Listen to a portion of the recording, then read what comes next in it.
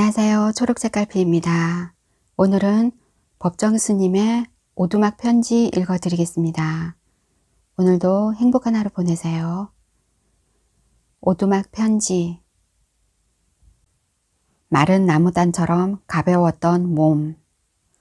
우리 같은 출가 수행자는 세상의 눈으로 보면 모두가 불효자다.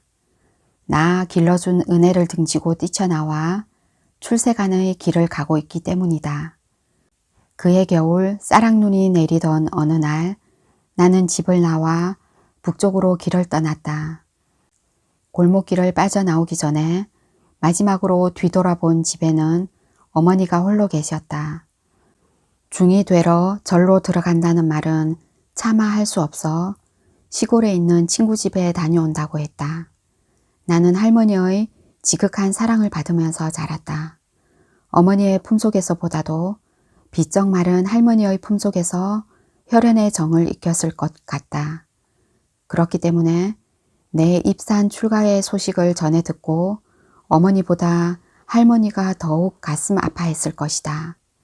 내가 해인사에서 지낼 때 할머니가 돌아가셨다는 소식을 뒤늦게 친구로부터 전해 들었다. 할머니는 돌아가시기 전에 외동손자인 나를 한번 보고 눈을 감으면 원이 없겠다고 하시더란다. 불전의 향을 살라 명복을 빌면서 나는 중이 된 후 처음으로 눈물을 흘렸다. 내가 어린 시절을 구김살 없이 자랄 수 있었던 것은 할머니의 지극한 사랑 덕이다. 내게 문학적인 소양이 있다면 할머니의 팔베개 위에서 소금 장수를 비롯한 옛날 이야기를 많이 들으면서 자란 덕일 것이다. 맨날 똑같은 이야기만 실컷 듣고 나서도 하나 더 해달라고 조르면 미천이 다 됐음인지 긴 이야기 해주랴 짧은 이야기 해주랴고 물었다. 긴 이야기라고 하면 긴긴 간짓대로 끝을 냈다. 간짓대란 바지랑대의 호남 사투리다. 그러면 짧은 이야기 하고 더 졸라대면 짧은 담뱃대로 막을 내렸다. 외동아들인 나는 할머니를 너무 좋아해 어린 시절 할머니가 가시는 곳이면 어디든지 강아지처럼 졸졸 따라 나섰다. 그리고 할머니를 위해서라면 무슨 일이든지 선뜻 나서서 기꺼이 해드렸다. 일제마렵 담배가 아주 귀할 때 초등학생인 나는 혼자서 10리도 넘는 시골길을 걸어가 담배를 구해다 드린 일도 있다. 내가 8살에 초등학교에 입학할 때 할머니를 따라 옷가게에 옷을 사러 갔는데 그 가게에서는 덤으로 경품을 뽑도록 했다.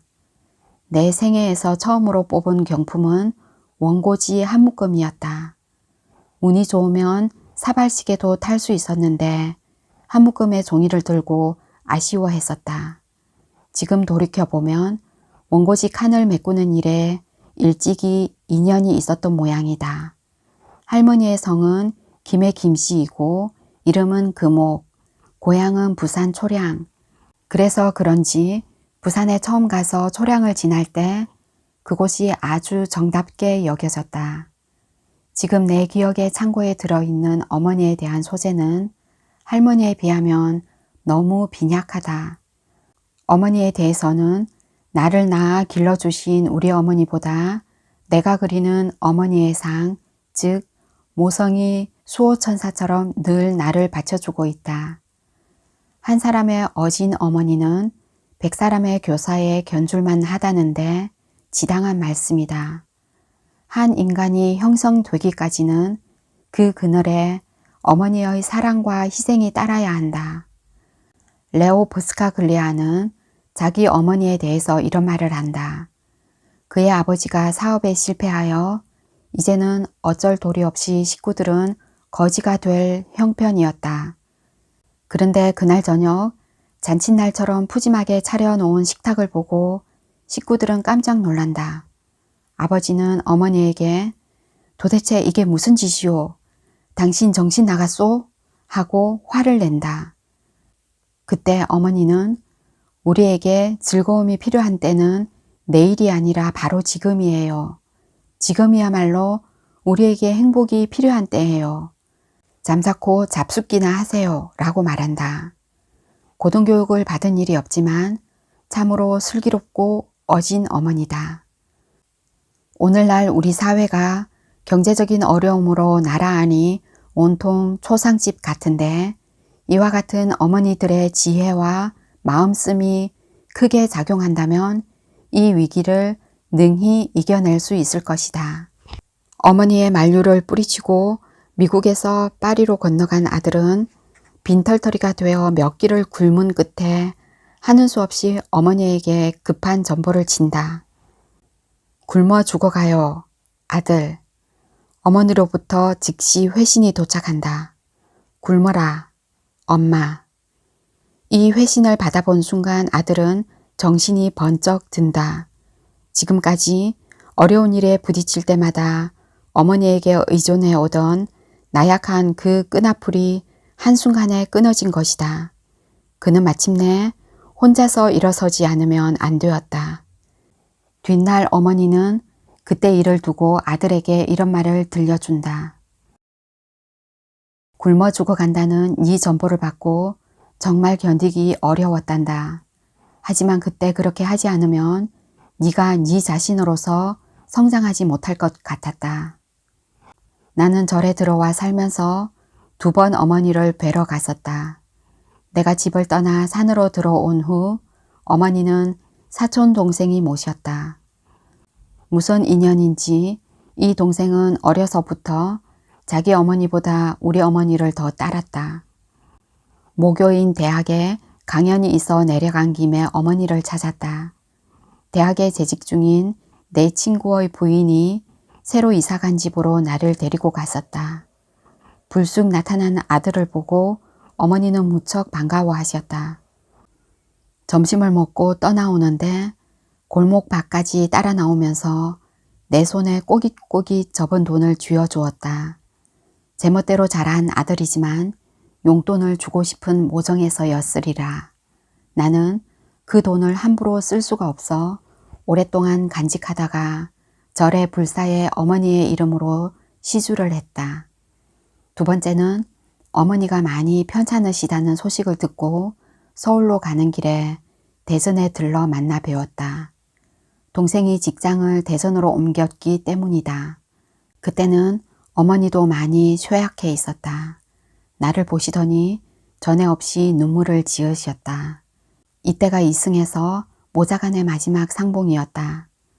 어머니가 아무 예고도 없이 내 거처로 불쑥 찾아오신 것은 단 한 번뿐이었다. 광주에서 사실 때인데 고모네 딸을 앞세우고 직접 불이람까지 올라오신 것이다. 내 손으로 밥을 짓고 국을 끓여 점심상을 차려드렸다. 어머니는 혼자 사는 아들의 음식 솜씨를 대견스럽게 여기셨다. 그리고 그날로 산을 내려가셨는데 마침 비가 내린 뒤라 개울물이 불어 노인이 징검다리를 건너기가 위태로웠다. 나는 바짓가랑이를 걷어 올리고 어머니를 등에 업고 개울을 건넜다. 등에 업힌 어머니가 바짝 마른 솔잎단처럼 너무나 가벼워 마음이 몹시 아팠었다. 그 가벼움이 어머니의 실체를 두고두고 생각해 했다. 어느 해 겨울 어머니가 돌아가셨다는 소식을 듣는 순간 아, 이제는 내 생명의 뿌리가 꺾였구나 하는 생각이 문득 들었다. 지금이라면 지체 없이 달려갔겠지만 그 시절은 혼자서도 결제, 즉 승가의 안거제도를 철저히 지키던 때라 서울에 있는 아는 스님에게 부탁하여 나 대신 장례에 참석하도록 했다. 49제는 결제가 끝난 후라 참석할 수 있었다. 영단에 올려진 사진을 보니 눈물이 주체할 수 없이 흘러내렸다. 나는 친어머니에게는 자식으로서 효행을 못했기 때문에 어머니들이 모이는 집회가 있을 때면 어머니를 대하는 심정으로 그 모임에 나간다. 길상회의 나로서는 파격적일 만큼 4년 남짓 꾸준히 나간 것도 어머니에 대한 불효를 보상하기 위해서인지 모르겠다. 나는 이 나이 이 처지인데도 인자하고 슬기로운 모성 앞에서는 반쯤 기대고 싶은 그런 생각이 들 때가 있다. 어머니는 우리 생명의 언덕이고 뿌리이기 때문에 기대고 싶은 것인가. 오두막 편지. 절기로 오늘이 하지다. 여름철 안 거도 어느새 절반이 되었구나. 그동안 아주 바쁘게 살았다는 생각이 어제 오늘 든다. 모처럼 상거의 한적한 시간을 되찾을 수 있었기 때문이다. 어젯밤에는 오랜만에 별밭에 눈길을 보내고 어지럽게 날아다니는 반딧불이도 보았다. 그토록 머리 무겁게 생각해오던 방 뜯어 고치는 일을 감행했다. 이 궁벽한 산중에서 방을 뜯어 고치는 일은 여간 힘들고 머리 무거운 일이 아니다. 미친 바람이 불어오면 굴뚝으로 나가는 연기보다 아궁이로 내뿜는 연기가 더 많을 정도로 불이 들이지 않았다. 아랫목은 발을 디딜 수 없을 만큼 프라이팬처럼 뜨거워도 윗목은 냉랭하고 습해서 집을 비워두면 곰팡이가 쓸었다. 이번에는 아예 아궁이와 굴뚝의 위치를 바꾸고 방구들을 다시 놓았다. 다행히 불이 잘 들이고 방이 고르게 덥다. 그동안의 경험을 통해서 성실한 일꾼과 나는 온돌방의 묘리를 제대로 터득하게 된 것이다. 진정한 배움은 이론을 통해서가 아니라 몸소 겪는 체험을 거쳐 이루어진다. 그리고 몇 차례의 실패를 겪으면서 구조적인 원리와 확신에 이를 수 있다. 이런 일은 비단 방 고치는 일만이 아니라 인간사 전반에 걸쳐 해당될 것이다. 실패가 없으면 안으로 눈이 열리기 어렵다. 실패와 좌절을 거치면서 새 길을 찾게 된다. 그렇기 때문에 전생애의 과정에서 볼 때 한때의 실패와 좌절은 새로운 도약과 전진을 가져오기 위해 딛고 일어서야 할 디딤돌이다. 며칠 전에 도배를 마쳤는데 아직 빈 방인 채 그대로 있다. 방석이나 경상, 다구 등 아무것도 들여놓지 않았다. 나는 이 빈 방의 상태가 좋다. 거치적거릴 게 없는 텅 빈 공간이 넉넉해서 좋다. 얼마쯤의 불평과 아쉬움이 오히려 즐길만 하다. 물론 언제까지고 빈 방으로 살 수는 없겠지만 할 수 있는 한 그 기간을 자꾸만 연장하고 싶다. 내 이야기는 이만하고 이제는 그쪽 이야기를 듣고 싶다. 집 짓는 일은 어느 정도 진척이 되었는지 이형은 덮었는지 궁금하다. 장마철이 오기 전에 지붕을 덮어 놓아야 나머지 일은 그 안에서 진행할 수 있다. 나 같으면 벌써 일을 마쳤을 텐데 아직도 끝내지 않았다니 그 저력이 대단하구나. 상냥을 한 지도 벌써 달포가 지났는데 두 칸 방 집을 짓는 그 진행이 너무 더디다. 물론 날씨와 그럴 만한 현장의 사정이 있을 줄 안다. 일을 하면서도 즐겁게 해야 그 일의 결과도 좋다. 그러나 내가 우려하는 것은 자원봉사 명분으로 불러다 쓰는 공양주를 비롯해서 많은 사람의 은혜와 신세를 그렇게 오랫동안 져도 좋을까 하는 생각이다. 시은을 많이 입게 되면 그 타성에 젖어 정진이 소홀해진다는 사실을 명심해야 한다.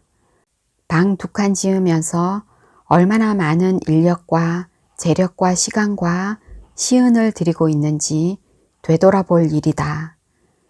상량문에서도 언급한 바 있듯이 나는 그 두 칸 흙집이 진정한 수행자의 거처가 되기를 바란다. 야유몽자 불입, 구무설자 당주. 밤에 꿈이 있는 자 들어가지 못하고 입에 혀가 없는 자만이 머무를 수 있다. 밤에 꿈이 많은 사람은 그만큼 망상과 번뇌가 많다. 수행자는 가진 것이 적듯이 생각도 절박하고 단순해야 한다. 따라서 밤에 꿈이 없어야 한다. 또 수행자는 말이 없는 사람이다. 말이 많은 사람은 생각이 밖으로 흩어져 안으로 여물 기회가 없다.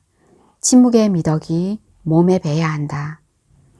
나는 그 독한 흙집 자체가 질박하고 단순한 수행자의 모습이기를 바란다. 오늘날 우리들은 편리한 문명의 연장으로 인해 얼마나 많은 것을 잃고 있는지 생각해 보라. 넘치는 물량을 받아 쓰느라고 순간순간 수행자의 덕이 소멸되어 간다는 사실을 똑바로 보라. 이 기회에 몇 가지 당부의 말을 전하고 싶다. 하나, 그 수행자의 집에는 아예 전기를 끌어들일 생각을 하지 말아라. 전기가 들어가면 곁들여 따라 들어가는 가전제품이 한두 가지가 아닐 것이다. 전화도 필요 없어야 한다. 편리함만을 따르면 사람이 야가 빠진다. 불편함을 이겨나가는 것이 곧 도를 닦는 일임을 알아라. 둘, 수도를 끌어들이지 말아라. 수도가 들어가면 먹고 마시는 일이 따라가고 자연히 사람들이 모여들게 된다. 마실 물은 바로 지척에 있는 암자의 샘에서 물병으로 길어다 쓰면 될 것이다. 그 집에는 차 외에는 마실 것도 두지 말아라.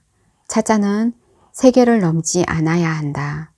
많으면 그 집에 어울리지 않고 소란스러워 차의 정신인 청적에 어긋난다.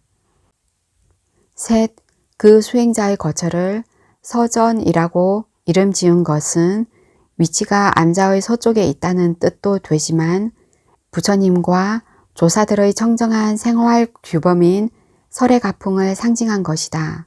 그러므로 그 수행자의 집에는 여성들의 출입을 금해야 한다. 넷, 그 수행자의 집에 거처하는 사람은 반드시 새벽 3시에 일어나고 밤 10시 이전에는 눕지 말아라. 새벽 예불은 수도생활 중에서 가장 중요한 일과이므로 반드시 이행해야 한다. 잔소리가 길어졌구나. 그러나 요즘에는 이런 잔소리하는 사람도 점점 사라져가는 세태다. 여러 가지로 불비한 여건 아래서 집 짓느라고 고생한 그 공덕은 그 집을 의지해 정진하는 수행자에게 두고두고 회향될 것이다. 집 짓는 일은 아무나 할 수 있는 일이 아니라는 것을 나도 일찍이 경험을 통해서 알고 있다. 이상에 당부한 사항을 지키는 수행자라면 우리는 한 부처님의 제자로 같은 길을 가는 길벗이 될 것이고, 그렇지 못하면 스승과 제자 사이라 할지라도 뜻은 10만 8천리가 될 것이다. 끝으로 옛사람의 말을 안으로 새기면서 이 사연을 마친다. 입안에 말이 적고 마음에 일이 적고 뱃속에 밥이 적어야 한다. 이 3가지 적은 것이 있으면 신선도 될 수 있다. 처음 세속의 집을 등지고 출가할 때 그 첫 마음을 잊지 말라. 눈고장에서 또 한 번의 겨울을 나다. 언젠가 아는 분이 내게 불쑥 물었다. 스님은 강원도 그 산골에서 혼자서 무슨 재미로 사세요? 나는 그때 아무 생각 없이 이렇게 대꾸했다. 시냇물 길어다 차 다려 마시는 재미로 살지요. 무심히 뱉은 말이지만 이 말 속에 내 조촐한 살림살이가 함축되어 있을 것이다. 올 겨울은 눈고장에도 눈이 별로 내리지 않았다. 그 이름도 생소한 기설제까지 지냈다는데도 눈은 내리지 않았다. 이 고장 사람들 말로는 이런 일은 30년 이래 처음 있는 일이라고 한다. 겨울철이면 눈치는 일이 고된 일과였는데 올해는 눈치는 데 쓰이는 가래가 할 일이 없어 눈 대신 개울에서 깨놓은 얼음덩이를 치우는 데 쓰였다. 농사 짓는 사람들은 벌써부터 물 걱정이다. 눈고장에서는 개온에 쌓인 눈이 땅속으로 녹아들어 가뭄을 모르는데 올 겨울은 눈이 내리지 않았기 때문에 농업 용수가 달릴 걸 염려해서다. 우리들이 자초한 전 지구적인 기상이변을 이 산중에서도 실감할 수 있다. 그래도 얼음장 밑으로 맑은 물은 흐른다. 깊은 산중이라 밤낮을 가리지 않고 끊임없이 흘러도 물은 별로 줄지 않는다. 이 물이 아니면 이 산중에서 살지 못할 걸 생각하니 흐르는 물에 고마움을 드리지 않을 수 없다. 지금은 보기 드물어졌지만 옛절의 부엌문에는 용과 호랑이의 그림이나 글씨가 붙어 있었다. 물과 땔감을 공급하고 주재하는 일종의 수호신이다.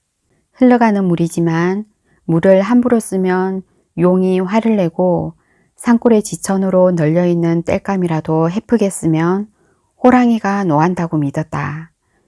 이 땅 위에 있는 자연의 소산을 그만큼 신성시하고 아낄 줄 알았던 우리 동양인의 심성이었다. 우리가 처음 절에 들어왔던 시절만 하더라도 절에서는 시주 물건에 대해 타이르는 말이 가장 많았다. 시주의 은혜를 많이 지면 내 생에 그 집 소가 되어 힘든 일로 갚아야 한다는 말을 노스님들로부터 수없이 들었다.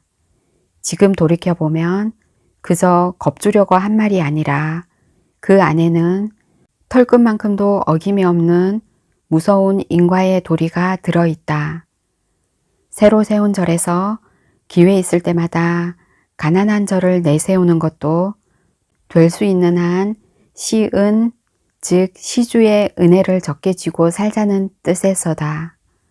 수행자에게는 풍요로운 물질과 편리한 시설이 두려워해야 할 함정이기 때문이다. 푸중 시절에 구참 스님들에게서 들은 이야기인데 사중소임을 보는 스님들 방에는 반드시 상하로 된 등잔이 있었다. 공과 사가 분명해서 사중 일을 볼 때는 사중 등잔을 켜고 개인 일을 볼 때는 개인 등잔을 켰다. 그런데 등잔의 위치를 사중 등잔은 하단에 놓고 개인 등잔은 상단에 놓는 것이 상례였다. 왜냐하면 기름을 붓다가 한 방울이라도 흘리면 사중 등잔에 들어가게 하기 위해서라는 것이다. 이 말을 처음 들었을 때에는 기름 몇 방울 가지고 째째하게 뭐 그렇게까지 해야 할까 싶어 귓등으로 흘리고 말았다. 하지만 이것으로 등잔뿐 아니라 매사에 공과 사가 분명했고 개인의 사물보다는 공유물을 끔찍하게 여겼던 그 정신을 알 수 있다. 이와 같은 정신으로 조순조의 갖은 박해 속에서도 오랜 세월 절이 유지되어 올 수 있었고 또한 이런 점이 청정한 승가의 정신이기도 했다.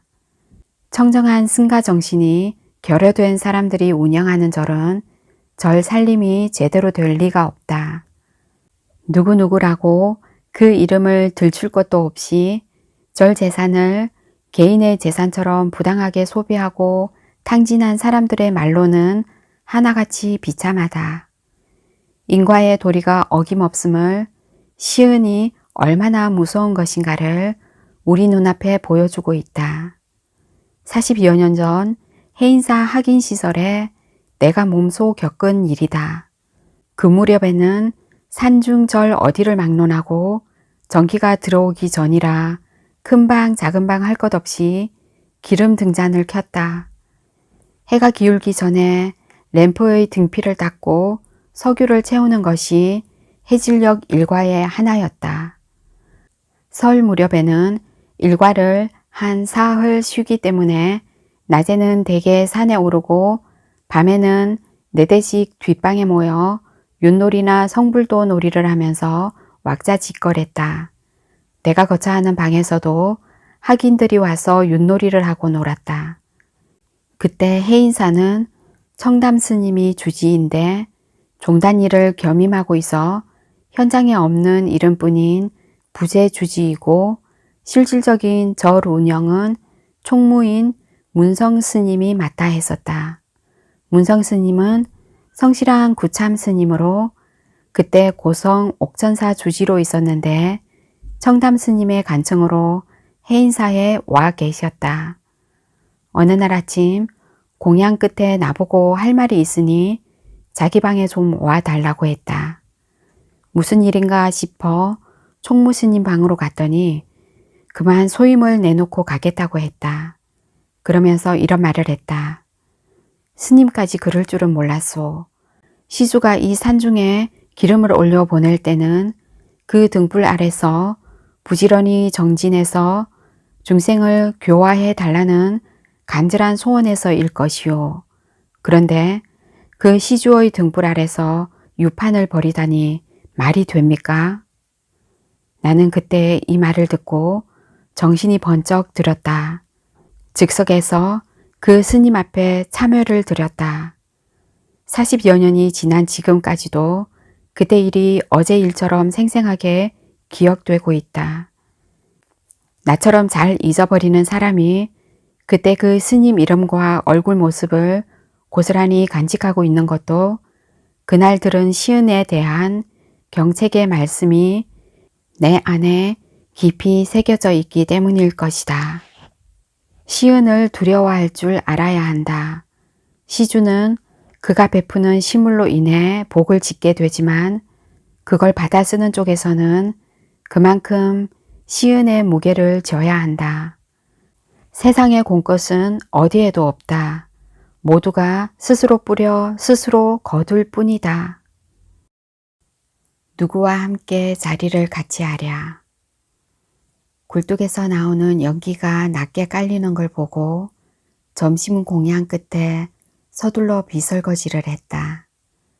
오두막 둘레에 무성한 가시덤불과 잡목을 작년 가을에 쳐놓았는데 지난 봄에 단을 묶어 말려둔 것을 나뭇간으로 옮기는 일이다. 미적미적 미루다가 몇 차례 비를 맞힐 때마다 게으름을 뉘우치곤 했었다. 내 팔과 다리가 수고해준 덕에 말끔히 일을 마쳤다. 초겨울까지는 뗄만한 분량이다.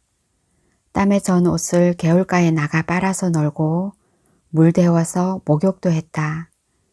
내친 김에 얼기설기 대를 엮어 만든 침상을 방 안에 들여놓았다. 여름철에는 방바닥보다는 침상에서 자는 잠이 쾌적하다.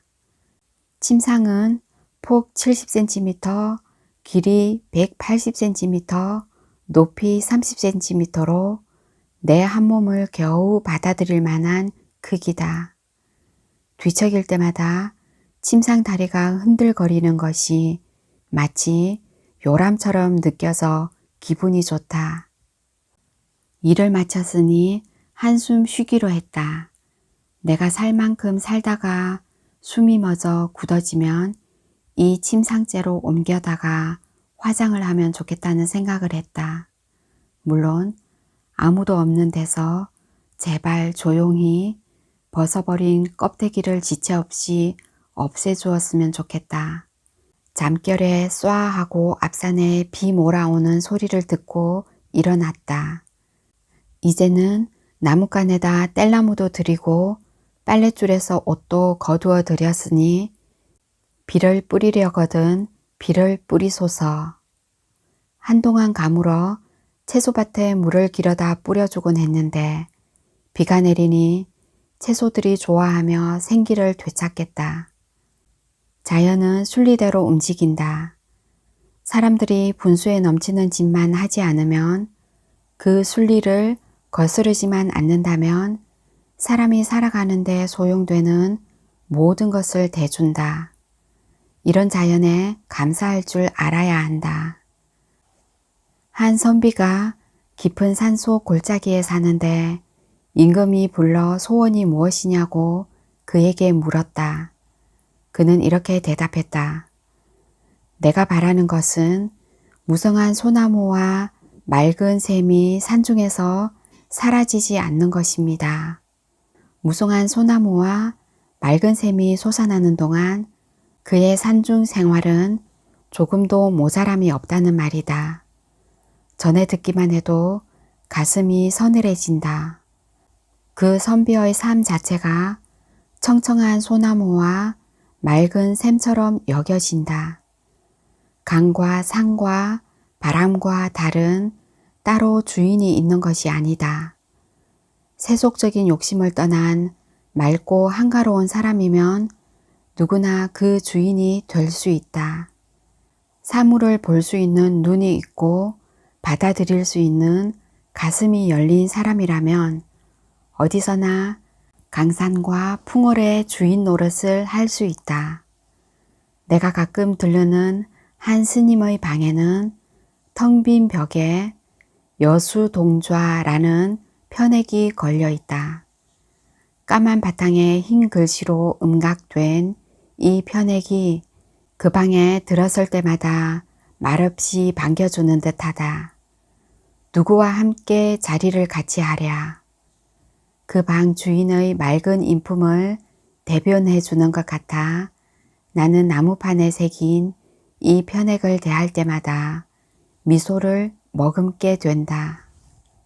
옛글 하시어림에 보면 사언해라는 사람은 함부로 사람을 사귀지 않아 잡스런 손님이 그 집을 드나들지 않았다. 그는 혼자 차나 술잔을 들면서 이렇게 말했다고 한다. 내 방을 드나드는 것은 오로지 맑은 바람뿐이요. 나와 마주 앉아 대작하는 이는 밝은 달뿐이다. 청풍과 명을로써 벗을 삼았다니 아무나 가까이 할 수 없는 그런 사람이었던 모양이다. 이런 사람은 우리가 그를 가까이 하기보다는 그 나름의 삶을 지켜보는 것만으로도 우리에게 청량감을 준다. 무례하게 끈적거리고 추근대는 요즘 같은 세태이기에 그런 존재는 그 자체만으로도 이웃에게 맑은 바람과 밝은 달 구실을 하고 있다. 누구와 함께 자리를 같이 하랴고 써붙인 방에는 찻잔이 3개뿐이다. 세 사람을 넘으면 차 마실 분위기가 아니기 때문이다. 나는 이 산중에서 누구와 함께 자리를 같이 하는가 스스로 물어본다. 사람은 나 하나만으로 충분하니까 사람과 자리를 같이 할 일은 없다. 맑은 바람과 밝은 달과 흰 구름, 시냇물은 산을 이루고 있는 배경이므로 자리를 같이 하고 안 하고의 문제가 아니다.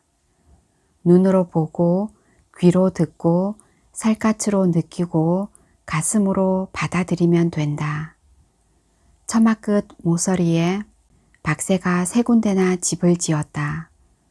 2군데서는 새끼를 쳐서 이미 떠나갔고 한 군데서는 아직 알을 품고 있다. 머지않아 이 둥지에서도 새끼를 쳐서 날아갈 것이다. 박새는 그 성미가 까다롭지 않아 아무 데서나 알을 품는다. 겨울철에는 먹을 게 없어 모이를 뿌려주지만 여름철에는 숲에 먹이가 풍부해서 따로 먹이를 주지 않아도 된다. 박새는 가끔 오두막에 창구멍을 뚫어 놓는다. 창에 붙어있는 벌레를 쫓느라고 그러는지 심심해서 그러는지 모르겠다. 일거리를 장만해 주지 말라고 타이르지만 말귀를 알아듣지 못한다. 그래도 부잡스런 아이들이 절에 제 엄마를 따라와 창구멍을 마구 뚫어놓고 가는 것과는 비교될 수 없다. 산토끼가 뒷곁 달의 넝쿨 아래서 산다. 어둠이 내릴 무렵이면 뜰에 나와 어정거리다가 내가 문을 열고 나가면 놀라서 저만치 달아난다. 놀라지 말라고 달래지만 길이 들지 않는다. 그러면서도 빵 부스러기나 과일 껍데기를 놓아두면 깨끗이 먹고 간다. 바위 곁에 쌓아놓은 토끼똥을 보면 어린 새끼도 끼어 있다. 그중 다람쥐는 나하고 많이 친해졌다. 헌식돌에 먹이를 놓아주면 내가 곁에 지켜 서 있는데도 피하지 않고 와서 먹는다. 밖에 나갔다가 빈집에 돌아오면 짹짹거리면서 나를 반겨준다. 기특하다. 누구와 함께 자리를 같이 할 것인가? 유유상종. 살아있는 것들은 끼리끼리 어울린다. 그러니 자리를 같이 하는 그 상대가 그의 한 분신임을 알아야 한다.